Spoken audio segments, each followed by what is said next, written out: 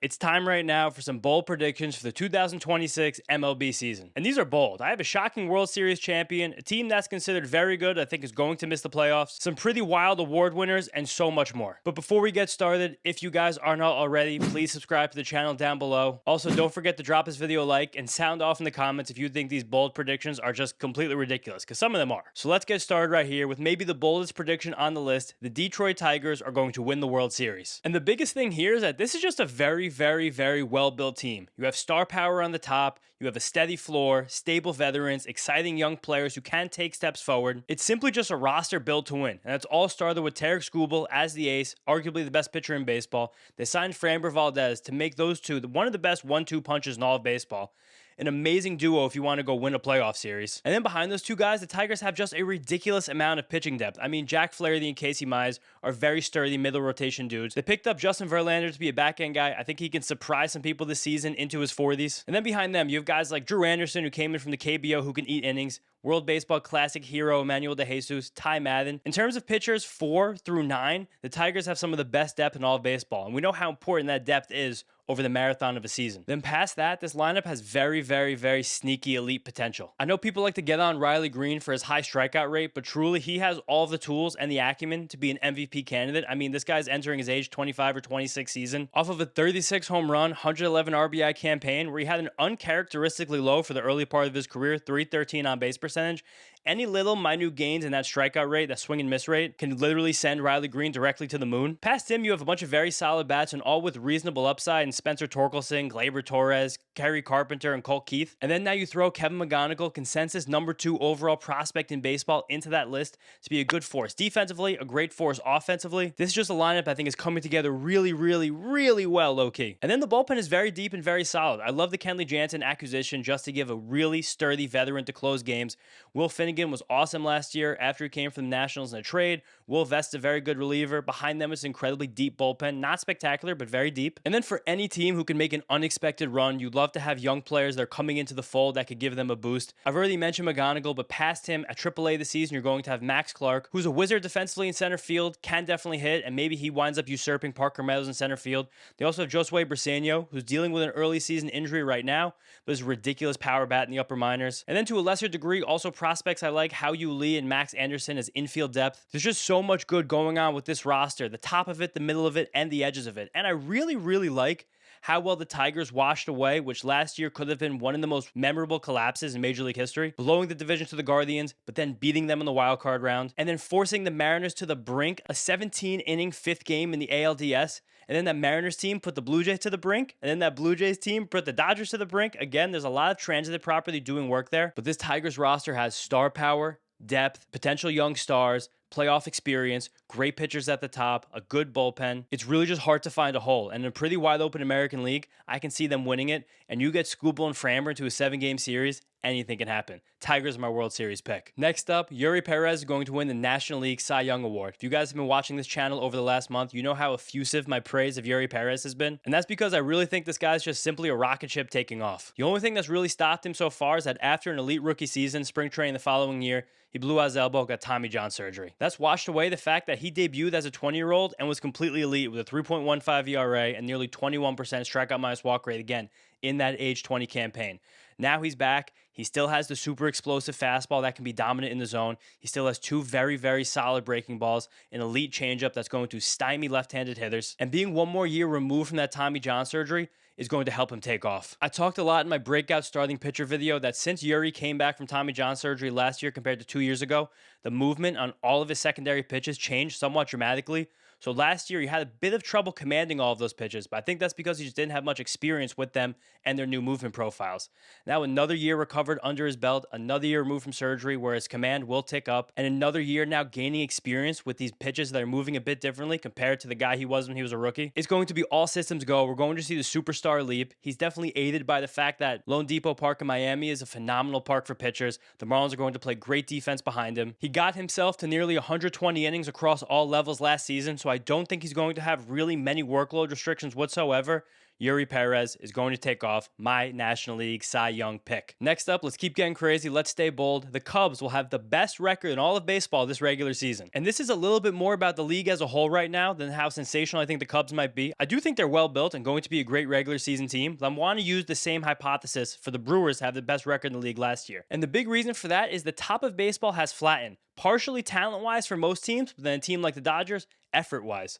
It's now been back-to-back seasons where there has not been a 100-win team in baseball. And if you look last year, like I mentioned, the Brewers led the whole league in wins with 97. Then you look at the Phillies with 96, Toronto and the Yankees both had 94, the Dodgers had 93, the Cubs, who I'm talking about right now, had 92.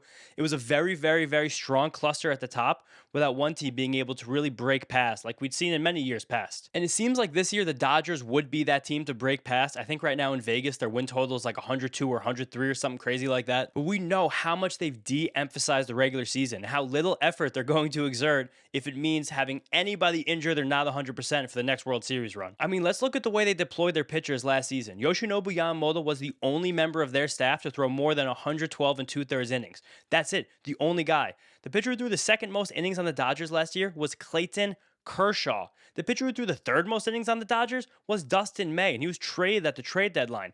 Ben Kasparius threw the fifth most innings for this team. He was a reliever. He only made 4 starts the whole season. They do not care about the regular season. They're going to spread their innings, spread their playing time, lots of load management, really not care. Where on the flip side, this Cubs team is built for the regular season. Hitters 1 through 9 are very, very solid, solidly above average. No one really tremendous, but no holes in this lineup whatsoever. Plus, their rotation is incredibly solid, but besides being solid, it's very, very deep, which I just talked about with the Detroit Tigers. Having that solid depth, starting pitchers 4 through 9, is the number one thing that can help a team get through the regular season with a great record. The Brewers rode that last year with all their pitching depth, and I see the Cubs doing the same. Where after Cade Horton, who's their ace to me, then you got Shota Imanaga, Edward Cabrera, the newly acquired, Matthew Boyd coming off a great season, James Tyone, who has had a bad spring, but I still think he's a very solid 5. You've got guys like Javier Assad, Colin Ray, Justin Steele is probably back around Memorial Day.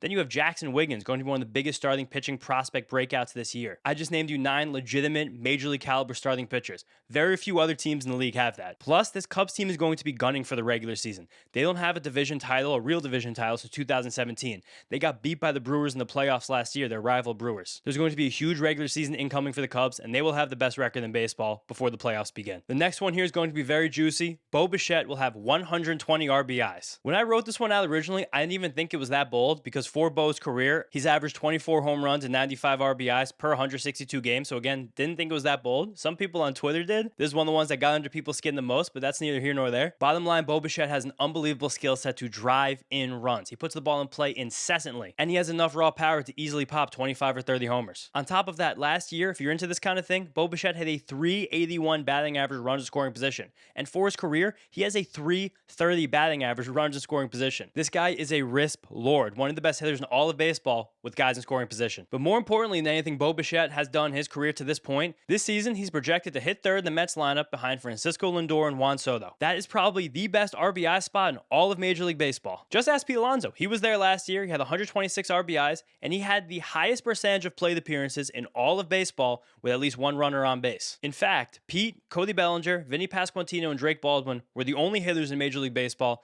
to have at least 50% of their plate appearances with a runner on last season. Now compare that to Bo of last year. Only 43% of his plate appearances came with a man on base. And that makes sense. He was mostly a leadoff hitter in 2025. He's hit second or first most of his career. Before Bo Bichette's career, he's only taken about 42% of his plate appearances for a runner on base. So again, the fact that he's already averaged 95 RBIs per 162 games in his career, and he has far fewer opportunities to drive them in, that's a big deal for him. But to pull this a little bit deeper, a great stat poll, and I've shouted out this article a bunch, it was Thomas Harrigan, MLB.com. Bo Bichette has the greatest increase of any hitter in baseball since he entered the league in his WRC plus with runners on base compared to no one on. For Bo's career with the bases empty, he has a 107 WRC plus. For his career with runners on, it's 144. That right there is basically the difference between an elite hitter like Ketel Marte and a very average one like Alec Bohm. And this makes a lot of sense. Bo is a free swinger. He likes to go into the box and take his hacks. And when you're up with a guy on base compared to nobody on, the pitcher has much more of an incentive to challenge you. And Mike Petriello also wrote a great article about this concept a few years ago when Shohei Ohtani was a free agent, about how the true protection for a hitter is not the guy behind you like we always say, but really it's whether or not there's someone on base ahead of you. So having high OBP guys ahead of you in the lineup is the best protection a hitter can ever have. Bo will have that so much this year. Again, this is probably the best spot in all of baseball for someone to drive in a run. That's a skill he's shown he's elite at. I think Bo Bichette is going to shock people with his RBI total this year, as long as he can stay healthy. All right, next up, staying kind of Canadian with the Blue Jays. I think the Blue Jays are going to miss the playoffs this season. And Blue Jays Twitter got mad at me for this take. And I'm sorry, guys. I honestly kind of love your team, but there's too many little tiny reasons why they can miss the playoffs. And if just a few of them happen, I think we actually could see it. First up, the American League East is a gauntlet. Besides the Blue Jays, you got the Yankees, the Orioles, and the Red Sox. I can genuinely see all four of those teams making a claim to winning that division, possibly even winning the American League, at least having a shot to win 90 games. So naturally, based on the law of averages, one of those teams has to kind of fall by the wayside. I don't think it will be the Blue Jays, but again, law of averages, the chance of this. Next up, I have just a few holes to poke in each of their position groups that make me a teeny tiny bit worried about each one individually. First up, we have their starting pitchers. I love Dylan Cease and Kevin Gausman as a 1-2 punch. Those two guys are awesome. Chad innings eaters with upside, but they've each been a little bit inconsistent over the last few years, so I want to point that out. And then besides them, the depth is getting a little bit hairy. Shane Bieber, we don't know when he's coming back. Trey Savage now, it turns out, has had a shoulder impingement since the beginning of camp.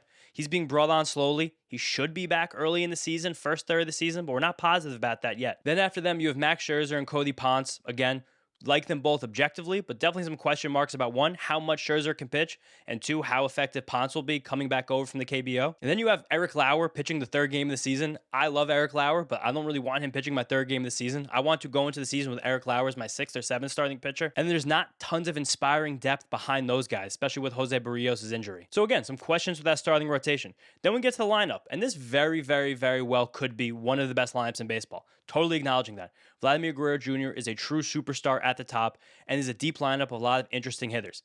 But you do also have to recognize that Bo Bichette is gone. He's been the number 2 guy in this team for a very long time. And last year, George Springer had a renaissance for an old player like we've never seen before. He had a higher OPS than Cal Raleigh, who had 60 home runs. I don't think we talk about that enough. You kind of just have to expect some regression on Springer. Not saying he'll be bad, but I don't think he'll be one of the 3 best hitters in baseball. Totally fair, right? Then past that, the rest of the middle tier of this lineup all has some big-time boom or bust potential.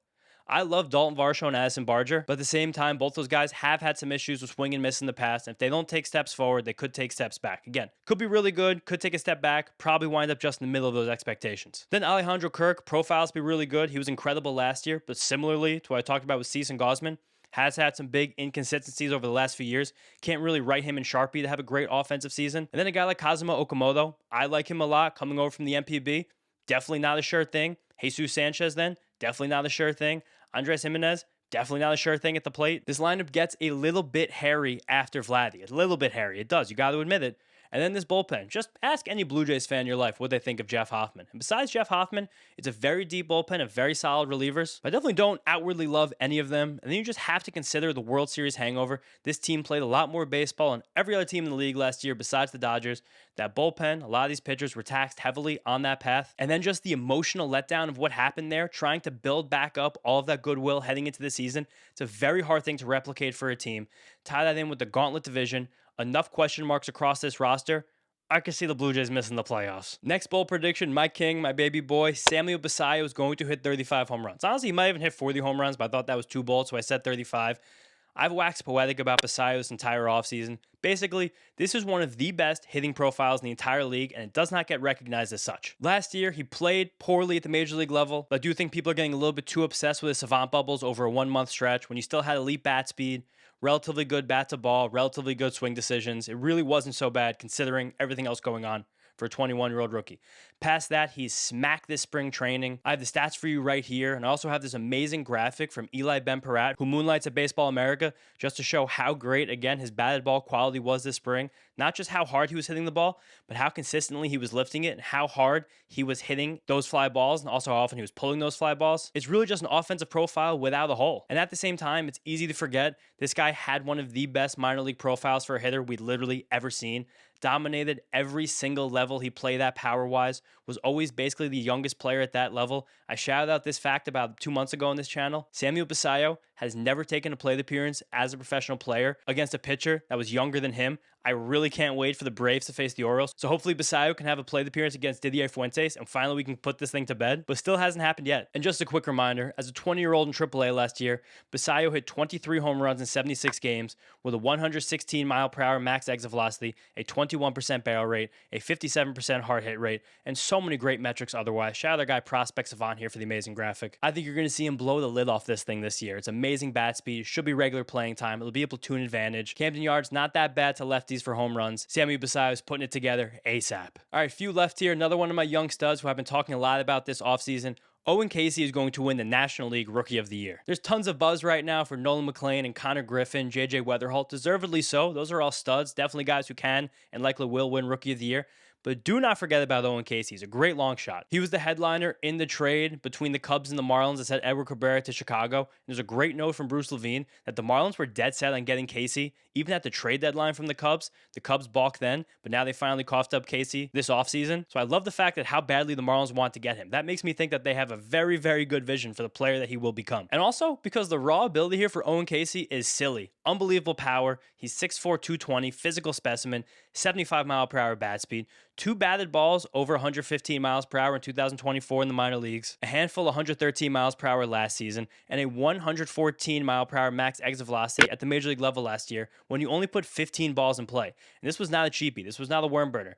Owen Casey roped one, 114 into the gap, came out with a double. Even just to show again how amazing this raw power is, look at this accidental home run Owen Casey hit in spring 2024. Like, I have no idea how on a swing like that you can get the ball out of the yard. Past that, there's an amazing track record in the upper minors for Casey. He had 22 home runs at AAA last year, 19 the year before, has weirdly played 226 games at AAA, and is still just 23 years old. Crazy anomaly there with how quickly he moved through the system with the Cubs, but then got stuck at the top because of how much outfield depth they had. And at the same time, he had basically a 900 OPS over those 226 games at AAA while being significantly younger than the average age at that level. And then there's an amazing adjustment that's happened with Casey under the hood that I think is going to spur in this huge breakout. Just look at his whiff rate by month during the 2025 season. That thing dropped like a rock. Something happened with Casey where he was finally able to put his bat on the ball more consistently. As he was doing that, he was also better at pulling the ball, better at lifting the ball. It kind of just became all systems go. And I have a great note here from friend of the channel, Aram Layton, does amazing prospect work at Just Baseball, who talked about how Owen Casey really quieted his pre-swing actions. And I have 2 videos on screen for you, right, guys, about Owen Casey's pre-swing setup during each of the last 2 years, showing just how much calmer it was, how much less noise there was. Very simple, more bat to ball, unlocking this amazing raw power that he has. He also makes underrated swing decisions. He's really good sense of the zone. He's just not very accurate with the stick because of the war hacks that he takes to find this power. That's totally okay. We want him to keep doing that. That's what makes him special. And he has a huge opportunity for playing time early in the season with Kyle Stowers' hamstring injury. It really feels like Owen Casey is going to take this job, show immense power, play decent defense to corner outfield, and just be a dude. We're sticking with toolsy outfielders for the next one. Probably the boldest take on this whole thing. Denzel Clark of the Sacramento Athletics will have a 6-WAR season. That's right, you heard it here. 6-WAR season from Denzel Clark. Again, this is crazy. And also talking about Denzel Clark after Owen Casey, after the Blue Jays, after Bo Bichette is making me realize how Canadian of a video this has become, but that's neither here nor there. Now, the big thing with this take about Clark is that it's mostly a bet on his elite defense. There's really a chance he's the best center fielder in the entire league. Last year, he had 13 outs above average in just 47 games played. If you guys are not familiar with outs above average, it's Baseball Savant's metric to assess defense, and it's a stat that builds on itself volume-wise, kind of like hits or home runs or strikeouts. You get an out above average when you get an out above average. And Clark having 13 of them in those 47 games, that was the 5th most among all outfielders. And he played basically a quarter of a season, and that was the 5th most outs above average. There's a chance that he breaks the OAA scale in a full season of work. So right there, boom, that kind of already makes him like a 3 to 4 win player. But I see this take coming to fruition because I think his bat has a real potential that hasn't come around yet. You guys see his stats above from last season. They were objectively dreadful. I understand that. But there is elite raw power here he has to get to. Right now, I'm showing you guys a 471-foot home run that Clark hit last year. He has a 74 mile per hour average bat speed. That was in the 86th percentile of all players in Major League Baseball took 100 swings last year. Plus, he had a 113 mile per hour max exit velocity in the majors. That's very good. He had a 115 mile per hour max exit velocity in the minors, plus a handful more of 112s. There's elite raw power here, truthfully. And he produced in the minor leagues last year. With decent underlying metrics, it was spurned by a lot of patience, and I think pitchers were more aware of how to beat him in the zone at the major league level, didn't let him sit back and just wait like he was able to do in AAA. But just a slight growth in that contact rate, a little bit more aggressiveness in the zone, a little uptick in those swing decisions, and Clark very easily could put up something like 20 home runs and 30 stolen bases. And with that elite defense, he really only needs like a 730, 740 OPS, 320 on base percentage to make good on a 6-win season. The defense will keep him on the field, and that will allow him to make the adjustments to possibly become a good hitter. And will not hurt, he's going to call Southern Park in Sacramento home, which is one of the friendliest offensive ballparks in baseball. Keep a close eye on Denzel Clark this season. 2 bold predictions left, 2 of the favorites of the channel. Braxton Ashcraft, the Pittsburgh Pirates, will be a National League All-Star this year. Again, if you guys have been watching this channel, you probably could have seen this take coming. Incredibly low-key last year, working in a hybrid role, some relief, some starting. Ashcraft had a 2.72 ERA, 24% strikeout rate last season, and the biggest thing that I think can turn Braxton Ashcraft into a star is that he has a super elite pitch. It's his gyro slider. It's one of the best individual offerings in all of baseball. Fangraphs graded as a 70 on the 20 to 80 scouting scale as a prospect. It's also the hardest slider thrown by any pitcher in the league that's not named Jacob Mizorowski. I think a lot of people always talk about how much velocity impacts fastballs because duh, of course, but velocity is also very, very important for sliders. The harder you throw a slider, the greater chance a hitter will swing and miss at it. And past that, the rest of his repertoire is a bit underrated. His fastball still sat 97 miles per hour last year, and he was going at least 4 or 5 innings an outing. He has a really nice sinker that pairs beautifully well with that slider, a nice curveball, a changeup that's flashing against left-handed batters. He really has it all. He can get anybody out anytime, anywhere. And also, he's a bit older for a breakout pitching prospect. He's going to be 26 this year. That's because it's been a long road for him to turn himself into a pitcher. He was a legit high school football recruit as a wide receiver, was drafted out of high school like 8 years ago now by the Pirates, got swept up in the development disaster that was COVID, canceling an entire minor league season, already as a very raw prospect. And he's been outrageously good so far this spring training with only 3 earned runs and 13 innings pitched with 16 strikeouts and 1 walk. This is a late bloomer who's an elite athlete with 1+++ pitch, high-end velocity, ace size is 6'5", lanky, deep pitch mix behind it, in a great ballpark to pitch in. I love Braxton Ashcraft this year. Has been one of my favorite targets in fantasy baseball. Now last out, my guy, Tyler Soderstrom, will have a 900 OPS. I saved my goat for last. You guys know how much I love Tyler Soderstrom on this channel, and that's because he's one of the most well-rounded hitters in the league. He has high-end bat speed. He hits the ball hard. He's above average contact rate. He lifts the ball well, doesn't pull it. That could still come, and makes very good swing decisions. Right there, that's everything you want to see out of a hitter at the major league level. And I think he gets a bit overshadowed because Nick Kurtz was such a superstar as a rookie. Jacob Wilson was contending for the batting title. It's also just kind of easy to miss this A's team. They play at 10 o'clock. Most people in the country are not tuning into games in a AAA ballpark, but you should because of how great this lineup is and how great Soderstrom is going to be. And just to show how amazingly well-rounded his hitting profile was, I ran a query based on a lot of the metrics available on Robert Orr of Baseball Prospects' Shiny app to again just show how Soderstrom doesn't really have any holes. And I wanted to find every single hitter in Major League Baseball last season who had at least an 80th percentile damage rate, 85th percentile of a 90th percentile average exit velocity, 60th percentile Seager, which as a reminder is Robert Orr's metric to track swing decisions, how often you swing at the right pitches in the zone while laying off the bad pitches out of it, better than a 50th percentile chase rate, and at least a 75th percentile zone contact rate. The only hitters that Corey spit out were Tyler Soderstrom and Yordan Alvarez. This dude has all of the makings of an elite hitter, and I think this year he's going to prove it. But all right, guys, that's it. 10 big, bold predictions for the 2026 MLB season. Thanks for sticking with me so far. If you guys are friends of the channel, you probably noticed that this is a very different recording setup. I've changed. I've moved into my office now, a different room in my apartment. So I'm excited to build up this room behind. Thank you all so much for the amazing support over this last month. This channel's growing a lot. It's all thanks to you guys, and I'll see you next time.